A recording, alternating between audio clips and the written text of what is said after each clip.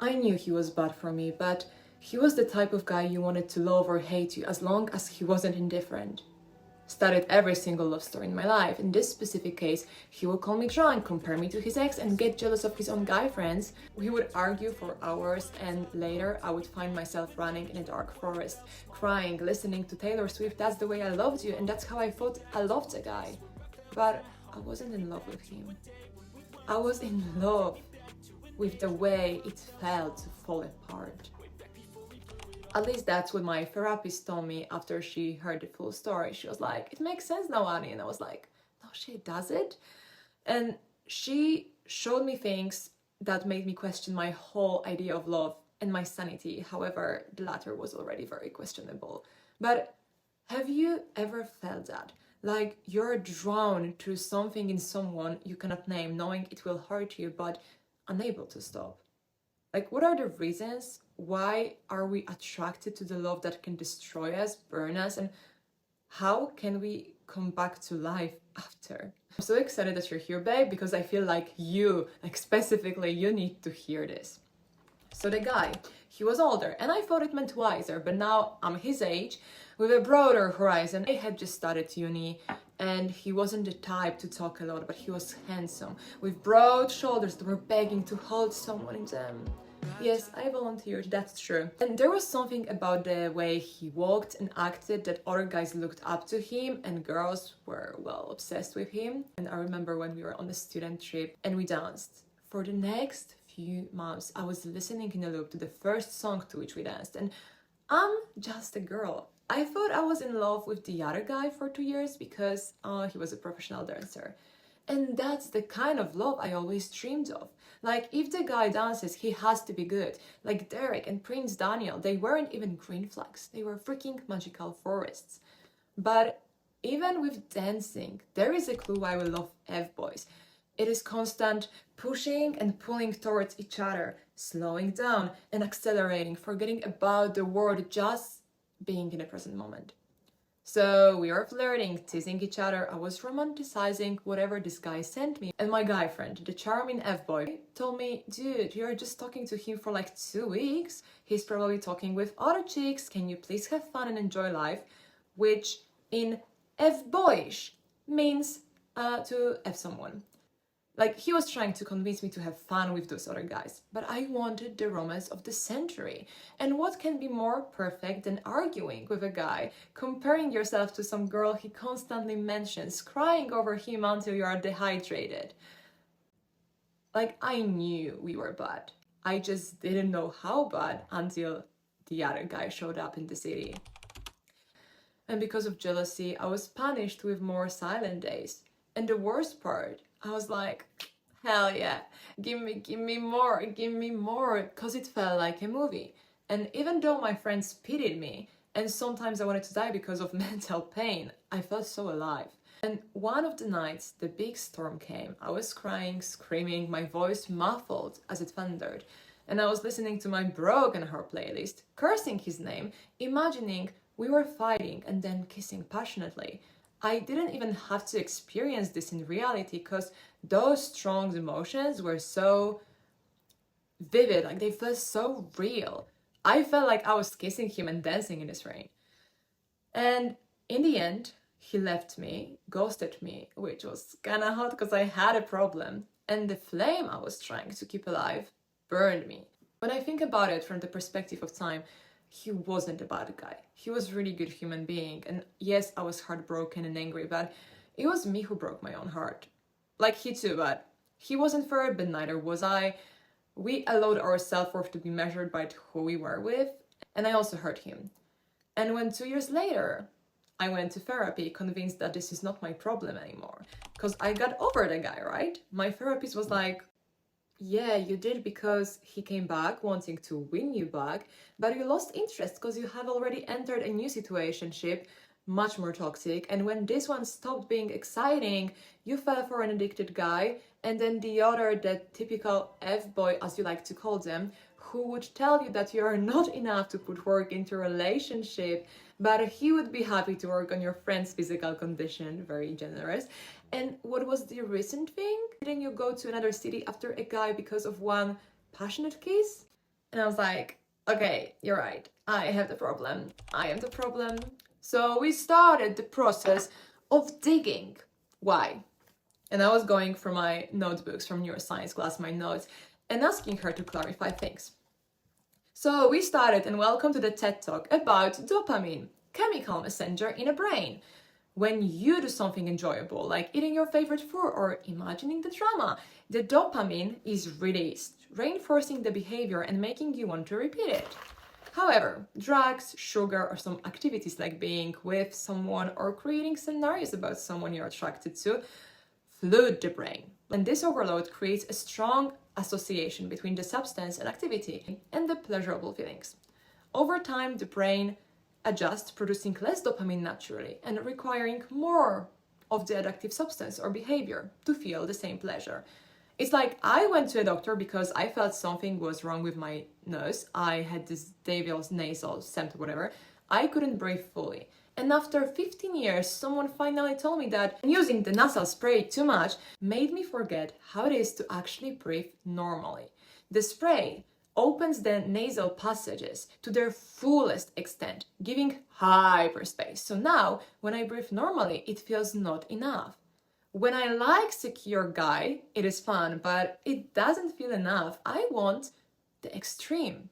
I want the fullest extent. I like my man like I like my nasal spray. And dopamine is responsible for the reward system, so we can learn and evolve, but interestingly, it doesn't just spike when you receive a word. It also increases in anticipation of reward when he's not replying. And there was this test on pigeons by B.F. Skinner, and there were 2 pigeons in 2 cages. When they pressed the lever, the food came down and they were happy. They left the first pigeon. Whenever he was hungry, he would press the lever and food would come down. Continuous reward schedule. But with the second pigeon, they changed the schedule, and sometimes the food would come and sometimes it would not. The poor pigeon would have to press 15 times to get food. Partial reward schedule.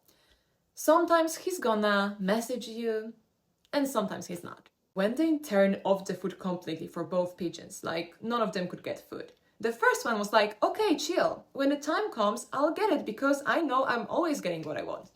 But the other one would press the lever like crazy until the lever broke down. And I was like, yeah, but it's not the same. I'm not like the pigeon. But guess what? 2 days later, I visited my grandma and she gave me this. Like, this is the most random gift. Who is giving? Oh, and also it makes sound. I absolutely love it. Who is giving an adult grandkid a plushie of pigeon? And she and my uncle who chose it were like, you know what it means? And I was like, yeah, I know, but I don't think we have the same thing in mind. But I believe in signs. That was my sign. So I looked at my life again and I was like, shit. It's true. Every single time I was partially rewarded, guys giving me silent days, sometimes being nice, sometimes being mean. I would be like, yeah, I want it. And I would press the lever until it broke down. The problem was, my head was the lever. And I get addicted to the strong emotions because normal wasn't enough. And it's great to understand science behind it, but I was like, okay, I know now, but I still want this passion. I want to feel those strong emotions. And I don't want it if it's not like this. I want my teenage romance. Okay, but does it have to be toxic? You said you wanted to kiss in the rain, dance in the storm and feel alive, but how many times have you kissed a guy when it was raining? How many times have you danced in a storm? Well, with guys, 0, but many times by myself and with my friends. Have you felt alive? Yes. Yes, I felt. Okay, did you hate yourself after? Well, no. I actually loved life and myself. It was so much fun to do it. So, why do you think love has to destroy you? Okay, how did your parents love each other? I mean, they cared so much. Sometimes they shouted, they slammed doors or locked themselves in, not really talking to each other. I was actually sometimes wondering if they even liked each other. But every couple I knew was like them. And they said that this is love. And the worst is when people stop to argue and that means they don't care. And how did they love you? I mean, they cared even more, I guess. They would shout, cry because they cared, but they were scared, you know, like these are their first lives too. And later they would hug me a lot. They would sacrifice anything for me. But sometimes when I did something that would make them not talk to me, I would think they don't love me anymore. Yeah. What was your ideal of love as a kid? Yeah, so for a long time I wanted a Barbie kind of love. The guy who would dance with me, fight for me, save me, and we would live happily ever after in the magic forest, singing the songs, kissing in the rain. And I wanted to feel the magic, feel the excitement, and to feel safe. You said it was. Is it not now? Well, magic doesn't exist, and guys don't want to dance or sing. They want to hear, or if they want the magic, it's not with me. Like, no one would like to fight for me. But there are guys who would like to fight with me, so I guess, yeah. What you wanted to happen during those fights? I don't know, I just wanted to feel anything. Like, if I couldn't get the magic, I wanted to at least feel the hate, the intensity. Why the hate? Because I was hoping that one of the arguments would be so passionate, like in those movies, and that one of them would tell me that he hates me so much, but he cannot live without me, and that he wants to argue with me for the rest of our days because that's the way he loves me. And if I was to fall apart, I would die knowing someone cared so much to hate, to love, to want me with all the mess. And even if it's hate, they still cared. But did you love any of them? Did you even like them? Or did you just want to be loved? You wanted to someone tell you that you actually deserved the love. And when someone wanted to love you, you were the first one to run away. Fuyoko in All the Lovers in the Night said, I thought about books I had looked for in the bookstore. It occurred to me that they were full of things that people wanted to say to other people, or things people wanted somebody to say to them. And part of me feels the contrary to Fuyoko, who resigned from love because she was afraid.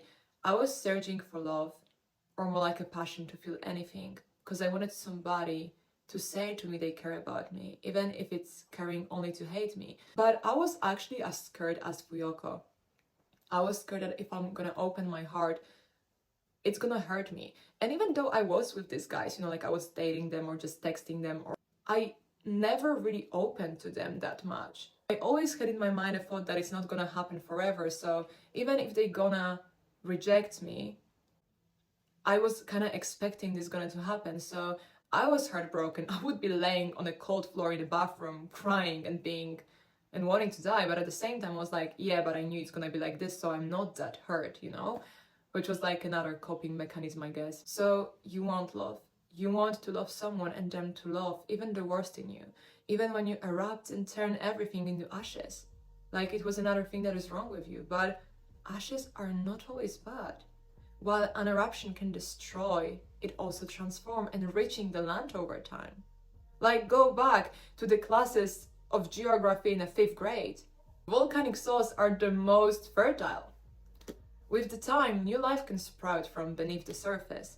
And your passion is not something bad.